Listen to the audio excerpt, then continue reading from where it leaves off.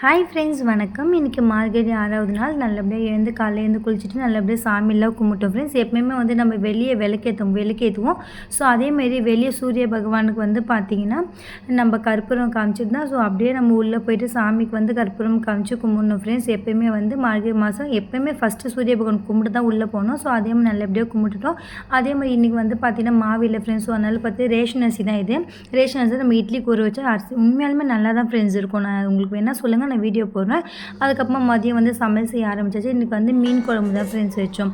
இது ஆக்சுவலாக பார்த்திங்கன்னா செம்ம டேஸ்ட்டாக இருக்கும். முருங்கைக்காய் சுதும்பு தான், உண்மையாலுமே செம்ம டேஸ்ட்டாக இருக்கும். இந்த மீன் குழம்பு தான் வச்சு சாப்பிட்டு இன்னியோட விலாக் முடிஞ்சது ஃப்ரெண்ட்ஸ். தேங்க்யூ. சேனல் பிடிச்சிருந்தா லைக் பண்ணுங்கள், ஷேர் பண்ணுங்கள், கமெண்ட் பண்ணுங்கள், சப்ஸ்கிரைப் பண்ணுங்கள், தொடர்ந்து சப்போர்ட் பண்ணுங்கள் ஃப்ரெண்ட்ஸ்.